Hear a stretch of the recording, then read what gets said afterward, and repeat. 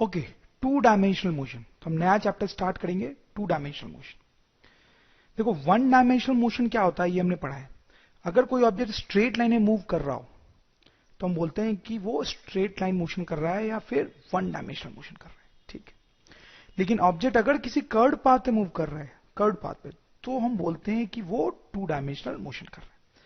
तो इस चैप्टर में हम यही पढ़ेंगे कि अगर ऑब्जेक्ट कर्व्ड पाथ पे मूव कर रहा है तो उसके मोशन को कैसे एनालाइज किया जाता है। तो आप देखेंगे कि अगर हमने वन डायमेंशनल मोशन ठीक से पढ़ा है तो टू डायमेंशनल मोशन बहुत ही आसान होता है। जैसे सबसे पहले मैं आपको एक छोटी सी बात बताऊं, वन डायमेंशनल मोशन में अगर कोई ऑब्जेक्ट इधर की तरफ जा रहा है, इधर की तरफ, तो हम बोलेंगे कि वेलोसिटी का डायरेक्शन राइट की तरफ है। और अगर ऑब्जेक्ट इधर की तरफ जा रहा है तो हम बोलेंगे वेलोसिटी की डायरेक्शन लेफ्ट की तरफ है। टू डायमेंशनल मोशन में वेलोसिटी की डायरेक्शन कैसे बताते हैं? देखें, ऑब्जेक्ट कर्व्ड पाथ में मूव कर रहा होता है, तो यहां पे जब ऑब्जेक्ट होगा और इधर की तरफ चल रहा होगा, इधर की तरफ चल रहा होगा, तो हम यहां पे एक टैंजेंट ड्रॉ करेंगे, टैंजेंट, और हम बोलेंगे कि वेलोसिटी की डायरेक्शन इस टैंजेंट के लॉन्ग। जैसे ऑब्जेक्ट जब यहां पे होगा, मान लीजिए यहां पे होगा, तो हम यहां पे एक टैंजेंट ड्रॉ करेंगे, हम बोलेंगे वेलोसिटी की डायरेक्शन इस टैंजेंट के लॉन्ग। वैसे ऑब्जेक्ट जब यहां पे होगा तो हम यहां पे एक टैंजेंट ड्रॉ करेंगे और बोलेंगे वेलोसिटी की डायरेक्शन टैंजेंट के लॉन्ग। वैसे यहां पे होगा तो हम यहां पे एक टैंजेंट ड्रॉ करेंगे और हम बोलेंगे वेलोसिटी की डायरेक्शन टैंजेंट के लॉन्ग। समझ रहे हो आप? तो ऑब्जेक्ट अगर कर्व्ड पाथ में मूव कर रहा होता है तो हम बोलते हैं कि वेलोसिटी जो है वो टैंजेंशियल होती है। So on a curved path, on a curved path, velocity is tangential to the surface. On a curved path, velocity is tangential to the surface. अब आप सपोज करो कि एक ऑब्जेक्ट टू डायमेंशनल मोशन कर रहा है इस येलो लाइन पे, सही बात है।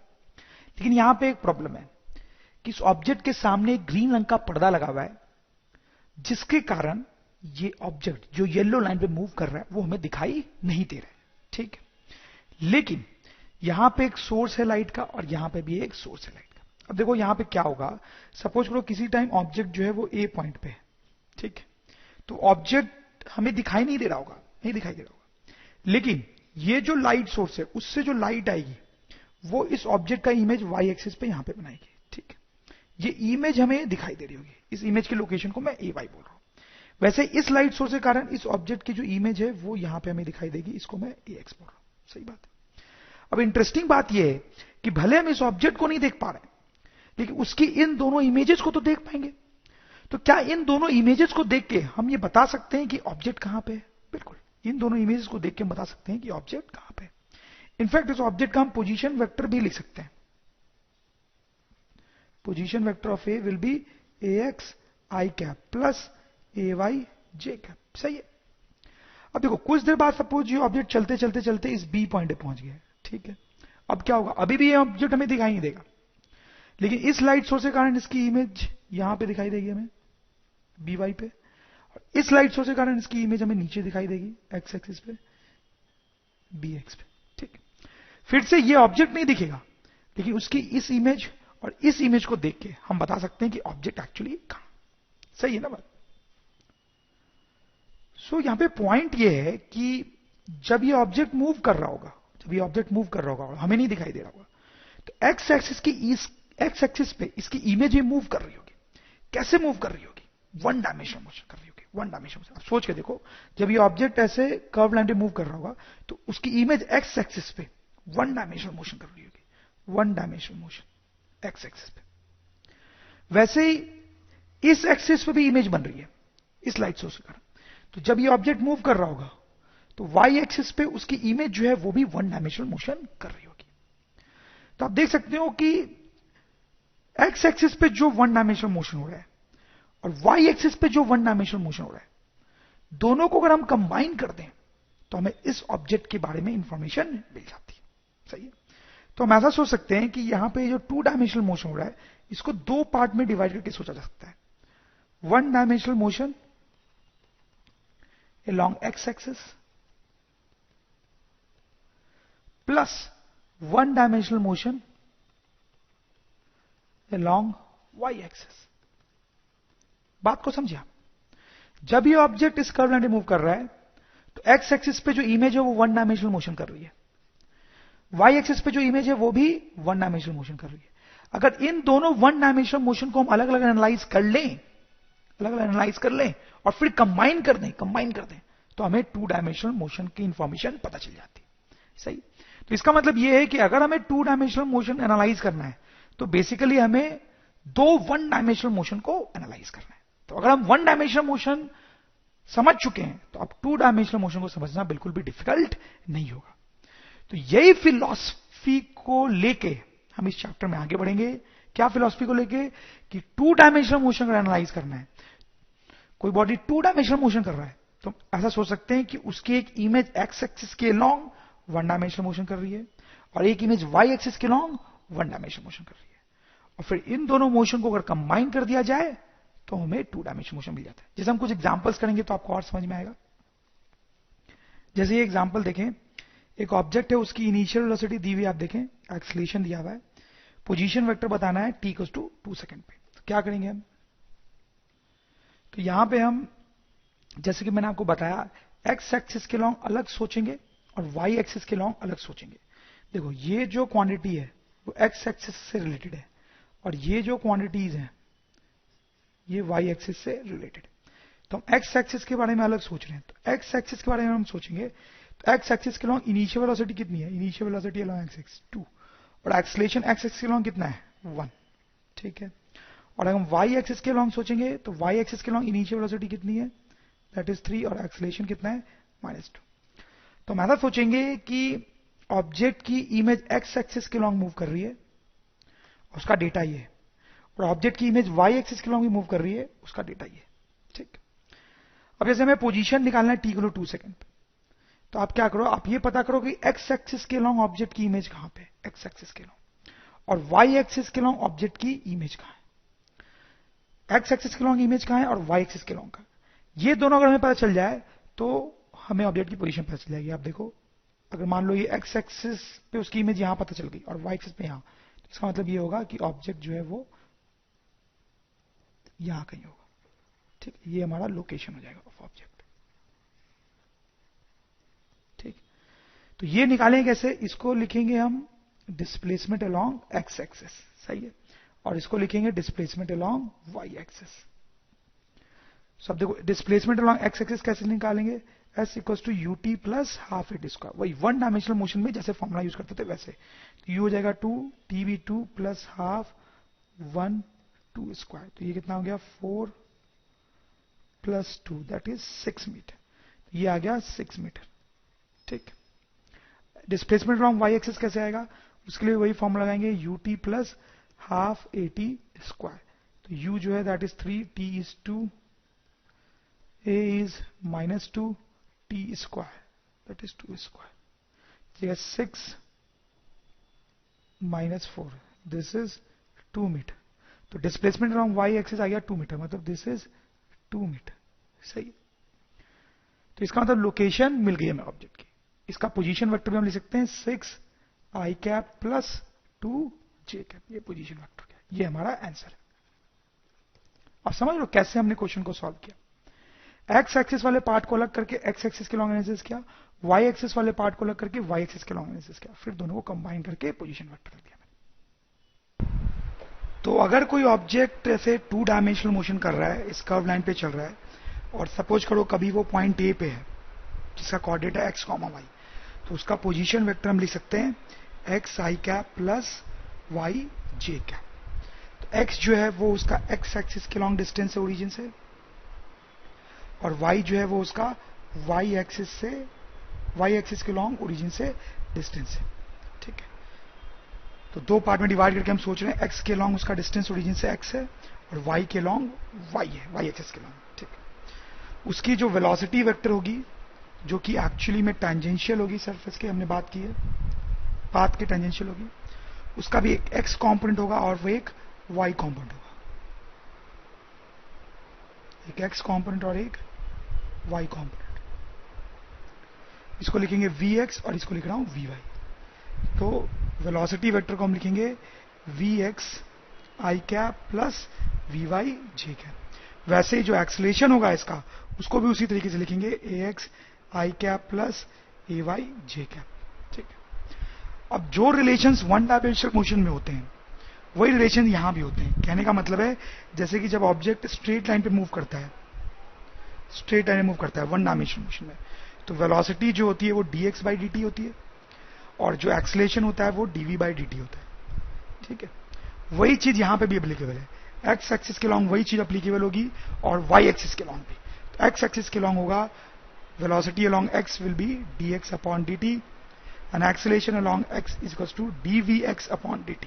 ठीक है, तो ये एक्स एक्सिस के लॉन्ग बिल्कुल ऐसे ही हम ट्रीट करेंगे जैसे कि एक्स एक्सिस के लॉन्ग वन डायमेंशनल मोशन है, और वैसा ही y के लॉन्ग। तो velocity along y axis will be dy upon dt and acceleration along y axis will be dvy upon dt। फिर जैसे यहां पे a को dvy अपॉन dt तो लिखा ही है, उसको हम ऐसे भी लिख देते हैं d double differentiation of x। हालांकि बहुत इंपॉर्टेंट चीज नहीं है अभी हमारे लिए, बट ऐसे भी लिखते हैं कई बार। उसी तरीके से यहां भी कर सकते हैं, इसको लिख सकते हैं डबल डिफरेंशिएशन ऑफ x, और एक्सेलरेशन को लिख सकते हैं and double differentiation of y।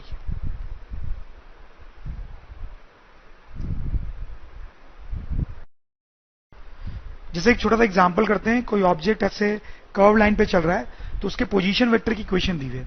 इस इक्वेशन का मतलब ये है, आप देखें कि जैसे जैसे टाइम चेंज होगा पोजीशन भी क्या हो रहा है, चेंज। टाइम चेंज हो रहा है तो एक्स कोऑर्डिनेट चेंज हो रहा है और वाई कोऑर्डिनेट भी चेंज हो रहा है। ठीक है, तो पहला पार्ट है क्वेश्चन का कि हमें वेलोसिटी बतानी है as a function of time. Velocity बतानी है कि किसी भी टाइम पे वेलोसिटी क्या होगी। तो बहुत सिंपल, हम क्या करेंगे, तो जो वेलोसिटी वेक्टर होगी उसको हम लिख सकते हैं vx I cap plus vy j cap. ठीक है, तो vx और vy मुझे निकालना पड़ेगा। कैसे, तो vx कैसे निकालूंगा, dx अपॉन dt। सही है, तो यहां से vx आ जाएगा, x की वैल्यू कितनी है 2t, 2t ये x है, i के साथ जो है वो x है, तो ये आ जाएगा डिफरेंशिएशन ऑफ 2t, तो ये मेरे पास आ जाएगा 2। ठीक है, vy कैसे निकालेंगे, vy will be dy upon dt, जैसा कि हमने यहां पे लिखा, तो हो जाएगा y ये y है, तो डिफरेंशिएशन ऑफ 4t स्क्वायर, तो यहां से हमारे पास आएगा 8t। तो from here you can see कि वेलोसिटी वेक्टर आ जाएगा vx आई कैप मतलब 2i cap plus vy j cap मतलब 8t j कैप। समझ लो, तो ये हमारा वेलोसिटी वेक्टर हो गया, सिंपल। इसी में सेकेंड पार्ट अगर मैं आपसे पूछूं क्वेश्चन का कि एक्सेलरेशन वेक्टर बताना है किसी भी टाइम t पे एक्सेलरेशन वेक्टर, तो अब वो कैसे करेंगे, वही तरीका। ठीक, उसके लिए ये इक्वेशन यूज करेंगे। तो एक्सेलरेशन वेक्टर को मैं लिखूंगा ax I cap plus ay j cap. ठीक है, अब मुझे ax और ay निकालना पड़ेगा। तो ax कैसे निकाल सकते हैं, ax को लिखेंगे dvx अपॉन dt। तो देखें आप, vx तो आ चुका है 2, तो 2 को मैं डिफरेंशिएट करूंगा तो कितना आएगा 0, क्योंकि 2 क्या है, कांस्टेंट। फिर ay कैसे निकालेंगे, that will B dvy upon dt। तो vy को डिफरेंशिएट करेंगे, vy है 8t, तो ये जाएगा d 8t, सॉरी 8t, हाँ dt, तो ये आ जाएगा 8।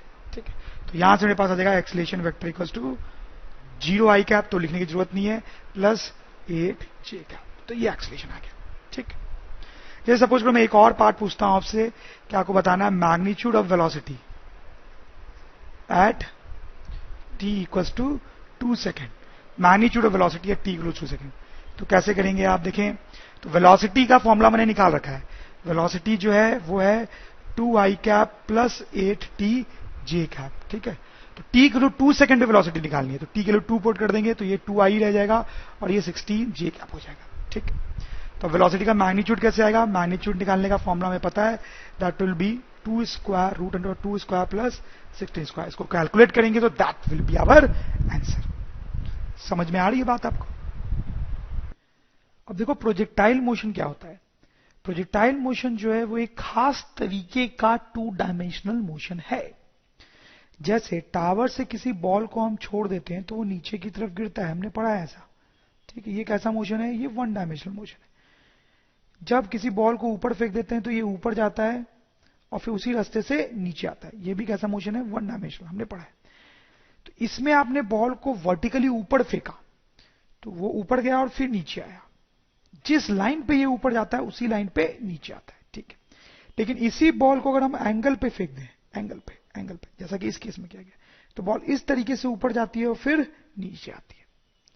तो ये जो मोशन है इसको हम बोलते हैं projectile motion. This is projectile motion, ठीक। ये 1D मोशन हम पढ़ चुके हैं। इसमें बॉल को आदमी वर्टिकली ऊपर फेंकता है तो ऊपर जाती है, उसी लाइन पे नीचे आती है। लेकिन अगर आदमी एंगल पे फेंक दे तो बॉल ऊपर जाएगी और इस तरीके से नीचे आएगी। This is an example of projectile motion. तो ऐसे मोशंस के बारे में अब हम डिटेल में पढ़ने वाले हैं। प्रोजेक्टाइल मोशंस के बहुत एग्जांपल होते हैं। जैसे कोई फुटबॉलर है, उसने फुटबॉल को किक मारी तो फुटबॉल ऐसे जाके इस तरह से ग्राउंड पे आती है। This is also an example of projectile motion, ठीक है। अगर किसी भी ऑब्जेक्ट को हवा में एंगल पे फेंका गया है, हवा में एंगल पे फेंका गया तो वो इस तरीके का पाथ फॉलो करती है, उसको हम बोलते हैं प्रोजेक्टाइल मोशन। अब हमने पढ़ा था कि जब ऑब्जेक्ट हवा में इस तरह से मूव कर रहा होता है तो उसका एक्सलेशन कितना होता है? नीचे की तरफ होता है उसका एक्सलेशन, और उसकी वैल्यू g होती है। वही कॉन्सेप्ट यहां पे भी एप्लीकेबल है। इसमें भी जब ये ऑब्जेक्ट हवा में मूव कर रहा होता है तो उसका एक्सलेशन नीचे की तरफ होता है और उसका वैल्यू होता है g। So this is interesting कि चाहे बॉल को सीधे ऊपर फेंका गया हो या एंगल पे ऊपर फेंका गया हो, दोनों केस में बॉल का जो एक्सलेशन होता है वो नीचे की तरफ होता है और उसकी वैल्यू g होती है। In projectile motion, acceleration of object is downwards and its value is 9.8 meter per second square. अब सोचो कि x एक्सिस है और ये y एक्सिस है। ओरिजिन से एक बॉल को फेंका गया इस तरीके से, सही है। ओरिजिन से एक बॉल को फेंका गया with initial velocity u at an angle of theta, ठीक। तो इस ऑब्जेक्ट का मोशन हम कैसे एनालाइज करेंगे? तो मैंने आपको बताया था कि हम x एक्सिस के लॉन्ग अलग एनालाइज करते हैं मोशन को और y एक्सिस के लॉन्ग अलग, ठीक। तो ये जो वेलोसिटी है इसका हम एक x कंपोनेंट ले सकते हैं और एक y कंपोनेंट ले सकते हैं। तो ये जो x कंपोनेंट है वो कितना होगा? This will be u cos theta. cos theta क्यों? क्योंकि ये एंगल थीटा है। मैंने आपको बताया था कंपोनेंट करते टाइम वेक्टर्स में कि एंगल के बगल वाला जो कंपोनेंट होता है दैट इज cos थीटा, और ये दूसरा वाला कितना होगा? u sin थीटा, ठीक है। तो अब हम x और y एक्सिस के लॉन्ग अलग अलग बात करना चाहें तो x एक्सिस और ये y एक्सिस, तो initial velocity long x axis हम लिखेंगे u cos थीटा और इनिशियल वेलोसिटी y एक्सिस के लॉन्ग लिखेंगे हम u sin थीटा। सही बात है। Now let's talk about acceleration. जैसा हमने पढ़ा कि प्रोजेक्टाइल मोशन में ऑब्जेक्ट का एक्सेलरेशन नीचे की तरफ होता है, एक्सेलरेशन नीचे की तरफ होता है और उसकी वैल्यू 9.8 होती है, तो अप्रोक्सीमेटली 10 ले सकते हैं, ठीक। तो एक्सेलरेशन नीचे की तरफ है मतलब y एक्सिस के लॉन्ग है, इसका कोई x एक्सिस के लॉन्ग कंपोनेंट नहीं होगा। तो हम लिख सकते हैं कि acceleration along x axis is 0 and acceleration along y axis is -10 या फिर -g, ठीक। माइनस क्यों? क्योंकि ऊपर की तरफ पॉजिटिव y एक्सिस है, पॉजिटिव पॉजिटिव, और एक्सेलरेशन नीचे की तरफ है मतलब निगेटिव लेंगे, ठीक है। अब हम देखें तो x एक्सिस के लॉन्ग जो मोशन होगा ऑब्जेक्ट की इमेज का, x एक्सिस के लॉन्ग, उसमें आप देखो एक्सेलरेशन 0 है, एक्सेलरेशन 0 है। तो x एक्सिस के लॉन्ग इमेज का अगर मैं फोटो डायग्राम बनाऊं तो कैसे बनेगा? एक्सेलरेशन 0 है यानी वेलोसिटी कांस्टेंट रहेगी, तो उसका फोटो डायग्राम जो है वो कुछ इस तरीके से बनना चाहिए। ऐसे क्यों ऐसे? फोटो डायग्राम के बारे में मैंने आपको पहले बता रखा है। वन डायमेंशनल मोशन में वेलोसिटी कांस्टेंट है मतलब हर एक सेकंड में इक्वल डिस्टेंस ट्रेवल होगा, हर एक सेकंड में इक्वल डिस्टेंस ट्रेवल होगा। तो इस तरह से फोटो डायग्राम देगा, ठीक है। अब y एक्सिस के लॉन्ग आते हैं। अब देखो y एक्सिस के लॉन्ग वेलोसिटी पॉजिटिव है लेकिन एक्सेलरेशन नेगेटिव है। यहां भी आप देख सकते थे कि वेलोसिटी ऊपर की तरफ है और एक्सेलरेशन नीचे की तरफ, मतलब एंटी पैरेलल, एंटी पैरेलल। यहां पे कैसा फोटो डायग्राम बनता है? तो ये ऑब्जेक्ट ऊपर जाता है, उसकी स्पीड कम होती है, कम होती है, कम होते होते 0 होती है और फिर वो यू टर्न लेके नीचे आएगा। ऐसा मैंने आपको बताया कि जब वेलोसिटी और एक्सेलरेशन अपोजिट होते हैं तो ऑब्जेक्ट चलता है चलता चलता है, उसकी वेलोसिटी कम होते होते 0 होती है, फिर वो यू टर्न लेके नीचे आता है। तो इसका जो फोटो डायग्राम बनेगा वो कुछ इस तरीके से बनेगा।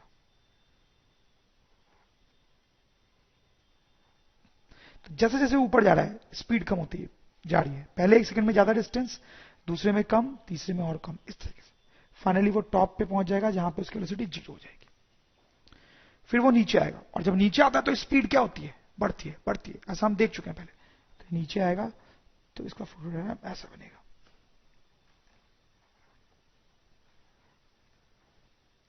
तो जब नीचे आ रहा है तो स्पीड बढ़ रही। तो एक्स एक्सिस के लॉन्ग जो मोशन हो रहा है उसका फोटोडायनाम हमने बना लिया, वाई एक्सिस के लॉन्ग जो मोशन हो रहा है उसका हमने फोटोडायनाम बना लिया। सो अब देखिए एक्स एक्सिस के लॉन्ग यूनिफॉर्म मोशन हुआ है, uniform motion, uniform motion, x axis के लॉन्ग यूनिफॉर्म मोशन हुआ है, सही। वाई एक्सिस के लॉन्ग क्या हुआ है, वाई एक्सिस के लॉन्ग यूनिफॉर्म मोशन नहीं है, एक्सेलेरेशन है। लेकिन आप देखें ये जो मोशन है ये हम पहले देख चुके हैं। जब किसी बॉल को वर्टिकली ऊपर फेंकते हैं, जब किसी बॉल को वर्टिकली ऊपर फेंकते हैं तो भी तो ये होता है, वो ऊपर जाता है, उसकी स्पीड कम होती है तो 0 होती है, फिर वो नीचे आता है। तो वाई एक्सिस पे जो मोशन हो रहा है वो उसी तरीके का है। तो वाई एक्सिस पे एक्सेलरेटेड मोशन है, accelerated motion as if the ball is thrown vertically up, ठीक है। तो बॉल को सीधा ऊपर जब फेंकते हैं तो जैसा फोटोडायनाम बनता है वैसा ही फोटोडायनाम यहां पे बना है। तो यहां पे प्रोजेक्टाइल मोशन हम डिस्कस कर रहे थे, तो एक्स एक्सिस के लॉन्ग जो मोशन है प्रोजेक्टाइल मोशन वो यूनिफॉर्म आया, और वाई एक्सिस के लॉन्ग जो मोशन है वो वैसा ही आया जैसा कि एक बॉल को वर्टिकली ऊपर फेंकने पे आता है। अब देखो, तो एक्स एक्सिस के लॉन्ग हमने एनालिसिस कर लिया, वाई एक्सिस के लॉन्ग हमने एनालिसिस किया। अब दोनों को कंबाइन करेंगे तो हमें रिजल्टेंट मोशन पता चलेगा। तो अब देखो, सबसे पहले ऑब्जेक्ट यहां पे था, फिर एक्स एक्सिस के लॉन्ग इमेज यहां है, ध्यान देना, और वाई एक्सिस के लॉन्ग इमेज यहां है। तो एक्स एक्सिस के लॉन्ग इमेज यहां है, वाई के लॉन्ग यहां है, तो ऑब्जेक्ट एक्चुअली में कहां होगा, ऑब्जेक्ट एक्चुअली में यहां होगा। फिर एक्स एक्सिस के लॉन्ग इमेज यहां आई और वाई एक्सिस के लॉन्ग इमेज यहां आई, तो फिर एक्चुअली में ऑब्जेक्ट कहां होगा, यहां होगा। फिर एक्स एक्सिस के लॉन्ग इमेज यहां है, ध्यान दें इसी में लोग कंफ्यूज होते हैं, और वाई एक्सिस के लॉन्ग इमेज यहां है,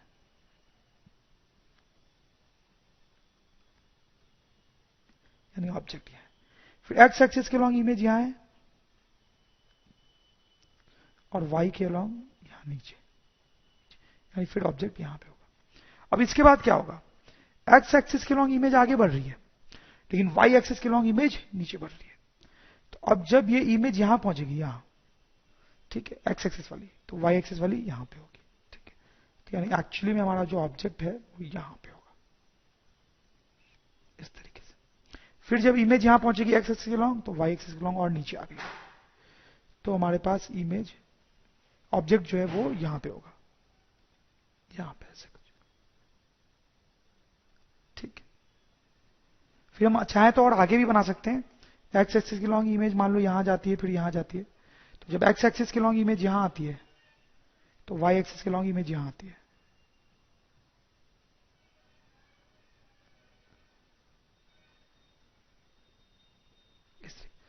अब देखो आगे नहीं बना रहा मैं, आपको समझ में आ गया कि ऑब्जेक्ट का पाथ कैसा मिल रहा है हमें। ऑब्जेक्ट का पाथ जो है वो कुछ इस तरीके का मिल रहा है,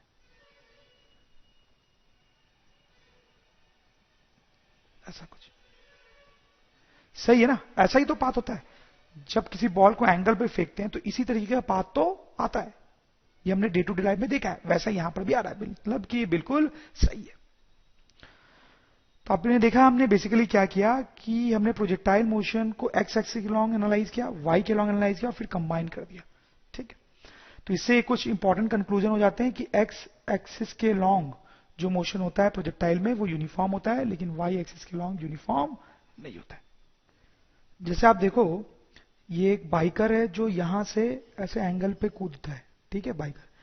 तो आप देखो इस तरीके से वो उसका फोटोडायनाम बनता है, इस तरीके से वो जाता है प्रोजेक्टाइल मोशन, इस तरीके से जाता है। कुछ देर बाद यहां से यहां आता है, फिर यहां आता है, फिर यहां आता है, सो ऑन। वैसा ही कुछ पाथ हमने भी ऑब्टेन किया, ठीक है। ये भी एक प्रोजेक्टाइल मोशन का ही एग्जांपल है। ये एग्जांपल देखें छोटा सा, एक फुटबॉल को किक मारा जाता है ग्राउंड से, तो प्रोजेक्टाइल पाथ फॉलो करती है। तो ऐसा दिया हुआ है कि इस फुटबॉल को जब किक मारा गया तो उसकी इनिशियल वेलोसिटी जो थी वो 20 मीटर पर सेकंड थी, और उसको थीटा एंगल पे किक मारा गया था, फिर थीटा इज 37 डिग्री, ठीक है। हमें क्या बताना है, position of object at 1 second and velocity at 1 second. यानी इसको किक मारा गया है, 1 सेकेंड बाद इसकी पोजीशन बतानी है और इसकी वेलोसिटी बतानी है। ठीक है, क्या करेंगे आप, तो वो बहुत ही सिंपल है। 1 सेकेंड बाद वो कहीं आगे चला गया होगा से यहाँ पे, ठीक है, उसकी कुछ वेलोसिटी होगी ऐसे टैंजेंशियल टू द पाथ। तो सबसे पहले हम इसकी पोजीशन निकालेंगे, तो उसके लिए हम एक्स एक्सिस के लॉन्ग अलग एनालिसिस करेंगे और वाई एक्सिस के लॉन्ग अलग एनालिसिस करेंगे। ठीक है, तो इसकी जो इनिशियल वेलोसिटी है उसका एक्स कंपोनेंट कितना होगा, कंपोनेंट करने मैंने आपको सिखाया था, नहीं याद है तो आप वेक्टर वाले चैप्टर में जाके फिर से देखें। तो एक्स कंपोनेंट ऑफ वेलोसिटी जो होगा इसका, that will B you cos theta, so that will B 20 cos 37 degree, that will B 20 into 4/5, that will B 16। y component of velocity जो है इसकी वो आएगी 20 sin 37 degree, that is 20 into 3/5, that is 12 metre per second. ठीक है, फिर इस ball का एक्सीलरेशन, एक्सीलरेशन में पता है वो वर्टिकली नीचे की तरफ होगा, यानी x component of acceleration is 0 and y component of acceleration will be -10। सही बात है। अब किस टाइम पे पोजीशन पूछा गया है, तो वो 1 सेकेंड, तो t की वैल्यू 1 सेकेंड।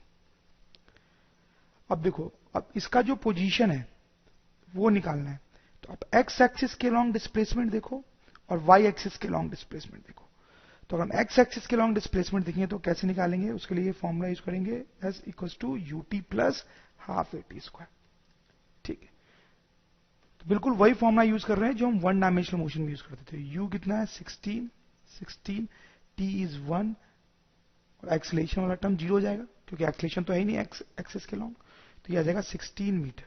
वैसे y एक्सिस के लॉन्ग ये इक्वेशन अगर हम लगाएंगे s equals to ut plus half at square, तो initial velocity is 12, time is 1 plus half acceleration is -10, t square that is 1, तो जगह 12 -5, that will be 7 metre, 7 metre.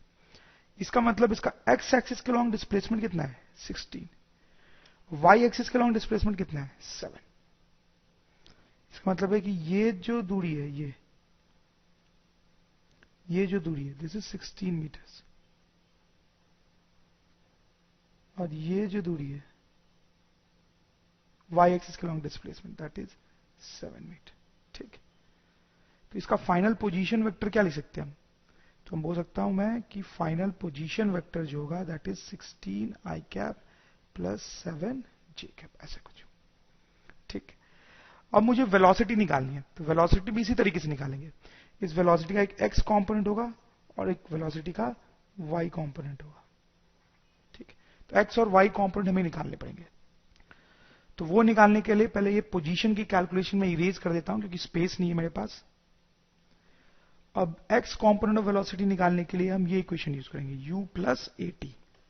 तो initial velocity is 16, acceleration is 0, तो वो तो 16 metre ही रहेगा। ठीक है, और y कंपोनेंट ऑफ वेलोसिटी निकालने के लिए हम ये इक्वेशन यूज करेंगे u plus at once again, u is 12, acceleration is -10, t is 1, तो ये आ जाएगा 2 मीटर पर सेकेंड, ये भी 16 मीटर पर सेकेंड। इसका मतलब x कंपोनेंट ऑफ वेलोसिटी 16 हो गया और y कंपोनेंट ऑफ वेलोसिटी 2 हो गया। तो अगर हम रिजल्टेंट वेलोसिटी v निकालना चाहे तो वो आ जाएगा √16 स्क्वायर प्लस 2 स्क्वायर, जो कि निकाल सकता है। तो इस तरीके से हमारा आंसर आ गया। सो आपने देखा कि प्रोजेक्टाइल के क्वेश्चंस को सॉल्व करने की हमारी यही फिलॉसफी रहेगी हमेशा कि x कंपोनेंट वाली चीज अलग निकाल लो, y वाली अलग निकाल लो, फिर दोनों को मर्ज कर दो। Acceleration and velocity in projectile, तो जब ऑब्जेक्ट प्रोजेक्टाइल मोशन करता है तो उसके एक्सीलरेशन और वेलोसिटी से रिलेटेड कुछ इंपॉर्टेंट पॉइंट्स हम यहां पे देख लेंगे जो आगे हमारी बहुत मदद करने वाले हैं। जैसे अगर ऑब्जेक्ट इस पाथ पे प्रोजेक्टाइल पे मूव कर रहा है तो उसके अगर हम एक्सीलरेशन की बात करें तो जब ऑब्जेक्ट यहां पे होता है सपोज, तो इसका एक्सीलरेशन कितना होता है नीचे की तरफ g। जब ऑब्जेक्ट थोड़ा और ऊपर चला गया होता है तब भी उसका एक्सीलरेशन कितना होता है नीचे की तरफ g। जब ऑब्जेक्ट टॉप पे होता है तब उसका एक्सीलरेशन कितना होता है तब भी नीचे की तरफ g। जब वो नीचे आ रहा होता है तब उसका एक्सीलरेशन क्या होता है तब भी नीचे की तरफ g। जब और नीचे आ गया होता है तब भी उसका एक्सीलरेशन नीचे की तरफ g। तो जब ऑब्जेक्ट प्रोजेक्टाइल मोशन कर रहा है तो हर टाइम उसका एक्सीलरेशन का मैग्नीट्यूड g है और वो एक्सीलरेशन हमेशा नीचे की तरफ है, एक्सीलरेशन हमेशा नीचे की तरफ है। अब अगर वेलोसिटी की बात करें तो सपोज कभी करो कि प्रोजेक्टाइल में ऑब्जेक्ट कभी यहां पे है, तो उसकी वेलोसिटी जो होगी हम बोलेंगे टेंजेंशियल है। सही बात है। तो उस वेलोसिटी का एक एक्स कंपोनेंट होगा और एक वाई कंपोनेंट होगा। सही बात है। तो ये जो टोटल वेलोसिटी है क्लियरली उसको हम लिख सकते हैं root under V X square plus V Y square, ये लिख सकते हैं। सही है। और ये जो वेलोसिटी है वो हॉरिजॉन्टल के साथ एंगल थीटा बना रही है। देखो ये हॉरिजॉन्टल लाइन है, इसको बोलेंगे हॉरिजॉन्टल लाइन। इस हॉरिजॉन्टल के साथ ये एंगल थीटा बना रही है। तो हम लिख सकते हैं tan theta is equal to, ध्यान दें आप वेक्टर्स का यूज करें, tan theta this distance this divide by this, तो tan theta will be V Y divide by V X. Basically हमने क्या किया है कि ये जो ट्रायंगल है, ये जो ट्रायंगल है इसमें हमने ज्योमेट्री लगाई है। ये एंगल का जो tan होगा, tan of this angle will be this divide by this. ये जो है ये वी वाई है और ये V X, V Y by V X. ये बड़ी इंपॉर्टेंट इक्वेशन है, इसका बहुत यूज आने वाला है, बिल्कुल आप इसको ध्यान रखेंगे। ठीक है। अब हम आगे बढ़ते हैं। तो क्या होता है कि जब प्रोजेक्टाइल मोशन कर रहा होता है ऑब्जेक्ट, तो उसके एक्स कॉम्पोनेंट ऑफ वेलोसिटी की बात करते हैं, एक्स कॉम्पोनेंट ऑफ वेलोसिटी। तो यहां पे जब उसको लॉन्च करते हैं तो उसका x component of velocity u cos theta है। ठीक है। फिर जब वो थोड़ा आगे जाता है तब भी x component of velocity u cos theta ही होती है। X component of velocity change नहीं होती है, क्योंकि एक्स डायरेक्शन में एक्सेलरेशन कितना होता है, जीरो। हमने देखा है एक्स डायरेक्शन में एक्सेलरेशन जीरो होता है, मतलब एक्स डायरेक्शन की वेलोसिटी कभी चेंज नहीं होती है। जब ये और ऊपर जाएगा, बिल्कुल टॉप पे पहुंच जाएगा, तब भी एक्स डायरेक्शन की वेलोसिटी u cos थीटा ही होगी। थोड़ा नीचे आया तब भी एक्स डायरेक्शन की वेलोसिटी u cos थीटा ही है, और नीचे आया तब भी एक्स डायरेक्शन की वेलोसिटी u cos थीटा ही होगी। ठीक है। तो एक्स डायरेक्शन में एक्सेलरेशन जीरो होता है, इसलिए वेलोसिटी चेंज नहीं होती है। X component of velocity is constant, सही। अब y कंपोनेंट की बात करते हैं। y कंपोनेंट के साथ क्या हो रहा था, क्योंकि एक्सेलरेशन नीचे की तरफ होता है तो y component of velocity decrease होती है। शुरू में y कंपोनेंट ऑफ वेलोसिटी बहुत ज्यादा होगी, फिर जब ये ऑब्जेक्ट ऊपर जाएगा तो y component of velocity decrease होती है, फिर और ऊपर जाता है तो y कंपोनेंट ऑफ वेलोसिटी और डिक्रीज होती है। बिल्कुल टॉप पे y component of velocity zero हो जाती है। फिर जब ऑब्जेक्ट नीचे आता है तो y कंपोनेंट ऑफ वेलोसिटी नीचे की तरफ आती है। जितना नीचे आता है y कंपोनेंट ऑफ वेलोसिटी उतनी बढ़ती जाती है, जितना नीचे आता है y कंपोनेंट ऑफ वेलोसिटी उतनी बढ़ती जाती है। सही। तो x component of velocity change नहीं होती है, क्योंकि x डायरेक्शन का एक्सेलरेशन जीरो है, लेकिन y डायरेक्शन में एक्सेलरेशन जीरो नहीं है, इसलिए y डायरेक्शन में वेलोसिटी चेंज होती है। ठीक। इसमें एक बात आप ध्यान रखें कि ये जो टॉप पॉइंट है, टॉप पॉइंट, वहां पे y component of velocity zero है, y कंपोनेंट ऑफ वेलोसिटी। ठीक है। Eight top y component of velocity zero. लेकिन अगर आपसे ये पूछा जाए कि टॉप पे क्या टोटल वेलोसिटी जीरो है, तो टोटल वेलोसिटी जीरो नहीं होगी।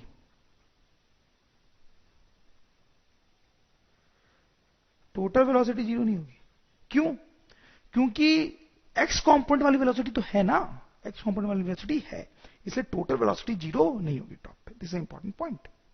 ओके। नाउ एक और लास्ट पॉइंट देखते हैं। देखो लास्ट पॉइंट, एक ही हाइट पे प्रोजेक्टाइल दो बार होती है, एक बार ऊपर जाते टाइम और एक बार नीचे आते टाइम। सही। तो ऐसा होता है कि दोनों टाइम पे स्पीड जो है वो सेम होती है, जब ऊपर जा रही है तब भी और जब नीचे आ रही है तब भी सेम स्पीड होती है। और उतना ही नहीं, ये हॉरिजॉन्टल के साथ जो एंगल बना रहा है थीटा, मान लो ये थीटा वन, और ये नीचे की तरफ हॉरिजॉन्टल के साथ एंगल बना रहा है थीटा टू, तो ये दोनों एंगल जो है वो भी सेम होते हैं, थीटा वन और थीटा टू बराबर होते हैं। ठीक है। तो दिस इज इंपॉर्टेंट पॉइंट कि जब प्रोजेक्टाइल एक की हाइट पे दो बार आता है तो उसकी स्पीड सेम होती है, और हॉरिजॉन्टल के साथ वो जो एंगल बनाता है वो भी सेम होता है। तो हम लिख सकते हैं speed at same height is same, speed at same height is same, angle with horizontal is also same, angle with horizontal is also same. तो एक छोटा सा क्वेश्चन बताएं आप, बिल्कुल ही सिंपल सा है। क्वेश्चन कुछ ऐसा है, एक प्रोजेक्टाइल को फेंका गया है with initial velocity 20 at an angle of 37। तो हमें बताना है कि जब ये हिट करेगा ग्राउंड को तो इसकी वेलोसिटी कितनी होगी और ये हॉरिजॉन्टल के साथ कितना एंगल बनाएगा, कितनी वेलोसिटी के साथ ये हिट करेगा और हॉरिजॉन्टल से कितना एंगल बनाएगा। तो आप समझ गए होंगे, बहुत ही सिंपल क्वेश्चन है। बिल्कुल शुरू में जब लॉन्च किया गया प्रोजेक्टाइल को और जब ये ग्राउंड पे गिरता है, दोनों टाइम पे वो सेम हाइट पे, दोनों टाइम पे वो सेम हाइट पे, पहले भी हाइट 0 है और अभी भी हाइट 0 है। इसका मतलब दोनों जगह पे स्पीड सेम होगी, मतलब यहां पे भी स्पीड 20 मीटर पर सेकेंड होगी और दोनों जगह पे एंगल भी सेम बनेगा हॉरिजॉन्टल के साथ। तो यहां 37 डिग्री बन रहा है तो यहां पे भी 37 डिग्री ही बनेगा। That's it, simple. तो ये जो पॉइंट हमने अभी पढ़ा था उसका एक सिंपल सा एप्लीकेशन है। छोटा सा क्वेश्चन देखें आप, कॉन्सेप्ट क्लियर होगा इससे आपका। Velocity of projectile at some time equals to this. यानी कोई ऑब्जेक्ट है जो प्रोजेक्टाइल मोशन कर रहा है, कोई ऑब्जेक्ट प्रोजेक्टाइल मोशन कर रहा है, किसी टाइम पे उसकी वेलोसिटी दी हुई है, किसी टाइम पे वेलोसिटी दी हुई है, ठीक है। तो हमें ये सारे क्वेश्चंस रिप्लाई करने हैं, सारे क्वेश्चंस एक एक करके, यस और नो में। देखो पहला क्या है, ध्यान से देखें, बहुत सिंपल ही है। Has the projectile passed maximum height. क्या प्रोजेक्टाइल मैक्सिमम हाइट क्रॉस कर चुका है? सो आप देखें कि एक ऑब्जेक्ट ऐसे प्रोजेक्टाइल मोशन कर रहा है, उसकी वेलोसिटी दी हुई है 2i माइनस 3j। तो इसका y component of velocity negative है। y component of velocity negative, इसका क्या मतलब है कि ऑब्जेक्ट यहां कहीं होगा, x कॉम्पोनेंट ऑफ वेलोसिटी उसका 2 है और y कॉम्पोनेंट ऑफ वेलोसिटी उसका -3। -3 मतलब नीचे की तरफ, मतलब नेट वेलोसिटी कुछ ऐसे, ठीक। तो पूछा गया है कि has the projectile passed maximum height. Yes, तो नीचे आ रहा है तो वो अपनी मैक्सिमम हाइट को क्रॉस कर चुका है, तो इसका आंसर हो गया यस, सिंपल। समझ लो अपनी बात। कैसे पता चला हमें? इस निगेटिव साइन से। निगेटिव साइन का मतलब है कि y कॉम्पोनेंट ऑफ वेलोसिटी किधर है? नीचे की तरफ। सेकेंड पार्ट देखें, इज स्पीड डिक्रीजिंग। क्या स्पीड डिक्रीज हो रही है? तो आप देखें, जो एक्स कॉम्पोनेंट ऑफ वेलोसिटी होता है, एक्स कॉम्पोनेंट वो तो कांस्टेंट होता है, वो तो चेंज होता ही नहीं है, हमने देखा है। और Y component of velocity change होता है। तो अभी बॉल नीचे आ रही है, तो नीचे आते time Y component of velocity increase होती है। ये मैंने चार्ट में, ग्राफ में बनाया था कुछ देर पहले। तो x component velocity, x component जो है वो कांस्टेंट है और वाई कॉम्पोनेंट बढ़ रहा है। तो नेट जो स्पीड है वो इंक्रीज कर रही है, increase. Is speed decreasing? No. Is speed decreasing? No, क्योंकि स्पीड एक्चुअली इंक्रीज कर रही हो। What was velocity when it was same height before? What was velocity when it was at same height before?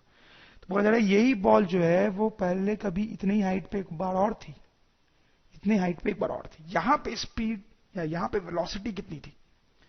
तो हमने पढ़ा है कि same height पे क्या होता है कि स्पीड सेम होती है, ठीक है। तो जो स्पीड यहां पे रही होगी वो यहां पे भी रही होगी। X component of velocity same रहा होगा क्योंकि वो तो चेंज होता ही नहीं है। यहां पे वाई कॉम्पोनेंट वेलोसिटी नीचे की तरफ थी था और यहां वाई कॉम्पोनेंट वेलोसिटी ऊपर की तरफ थी रहेगा, ठीक। तो इसका मतलब इस वेलोसिटी वेक्टर को हम क्या लिख सकते हैं? यहां पे तो हम लिख सकते हैं velocity vector is equal to 2i cap plus 3j cap, इतना कुछ, सही है। एक्सीलरेशन के बारे में पूछा गया, इज ए इंक्रीजिंग। तो क्या ये प्रोजेक्टाइल मोशन करते टाइम एक्सीलरेशन इंक्रीज हो रहा है? क्या एक्सीलरेशन इंक्रीज हो रहा है? नहीं। हमने पढ़ा था कि एक्सीलरेशन जो है वो कांस्टेंट रहता है पूरे मोशन में, नीचे की तरफ। तो एक्सीलरेशन जो है वो कांस्टेंट है, ठीक है, और नीचे की तरफ डायरेक्टेड होता है। तो इज एक्सीलरेशन इंक्रीजिंग? तो आंसर विल बी नो। फिर next, velocity at maximum height. जब ये मैक्सिमम हाइट पे होगा, मैक्सिमम हाइट पे, तो वेलोसिटी कितनी होगी? तो हमने पता किया कि मैक्सिमम हाइट पे जो है सिर्फ एक्स कॉम्पोनेंट होता है वेलोसिटी का। मैक्सिमम हाइट पे वाई कॉम्पोनेंट 0 हो जाता है, वाई कॉम्पोनेंट। टोटल वेलोसिटी 0 नहीं होती है, ध्यान दें आप, टोटल वेलोसिटी 0 नहीं होती, सिर्फ वाई कॉम्पोनेंट 0 होता है। तो वाई कॉम्पोनेंट होगा, सिर्फ एक्स कॉम्पोनेंट होगा, और एक्स कॉम्पोनेंट कितना होगा? 2, क्योंकि वो हमेशा सेम रहता है, ठीक। तो मैक्सिमम हाइट पे इसकी वेलोसिटी कितनी हो जाएगी? That will be 2i cap, that will be our answer. समझ गए होंगे आप?